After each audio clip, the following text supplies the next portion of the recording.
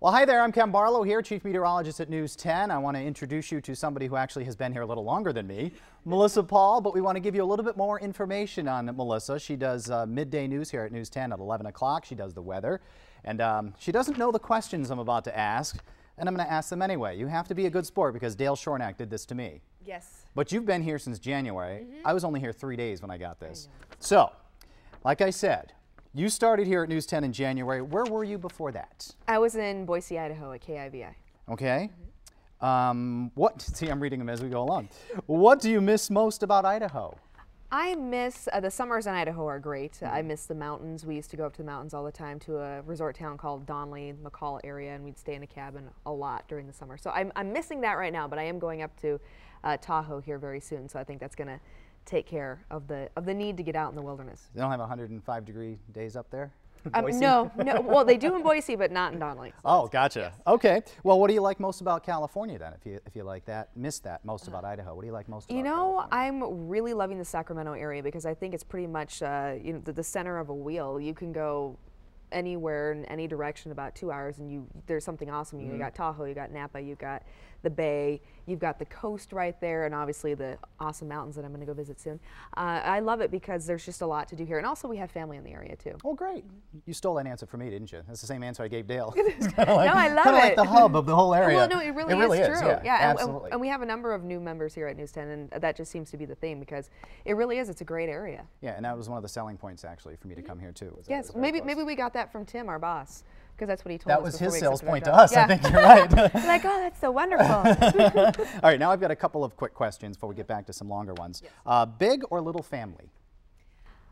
Do I have or do I want? Both. Both. Right now I have a little family. It's my husband and our dog and my daughter. Or our daughter. He belongs to my husband too. She does. Only when he's allowed to. Yeah.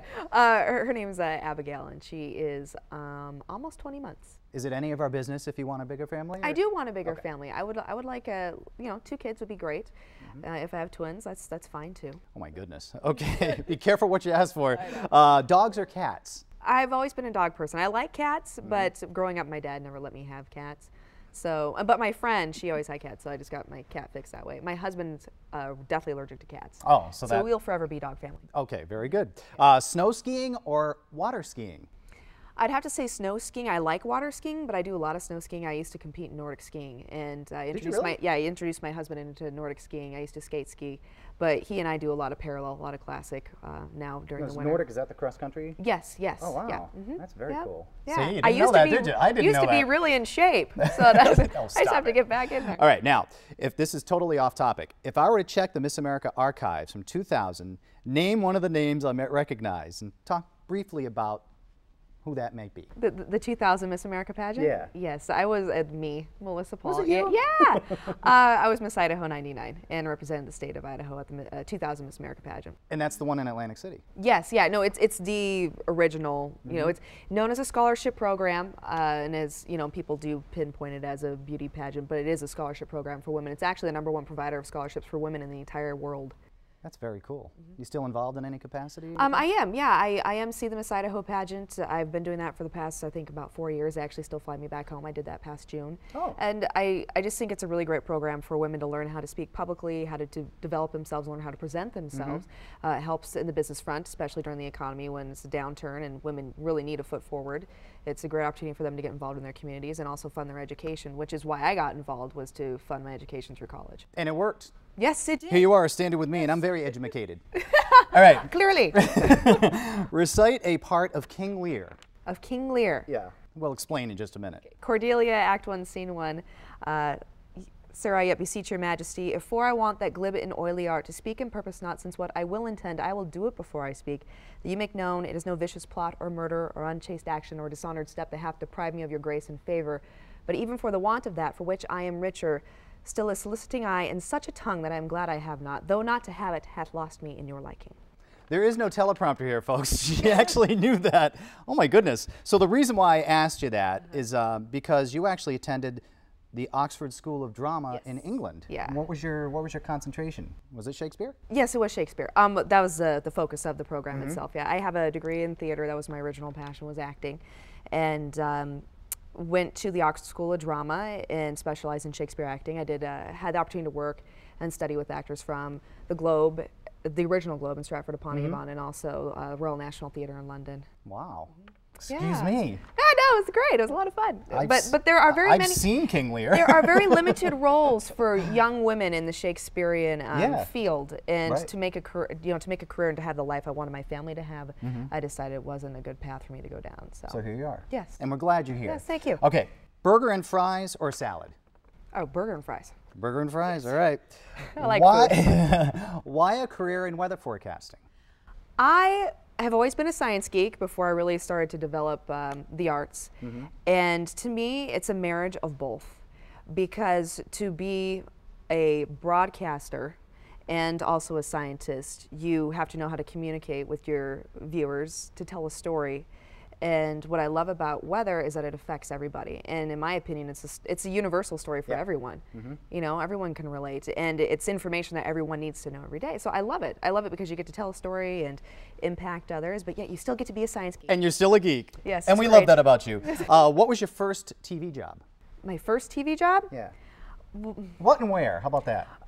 Acting or like actually in news? Either way. Okay. Let me think. Well, my first news job was actually KIVI in Boise. Okay. I started in radio with Journal Broadcast Group almost 10 years ago or longer.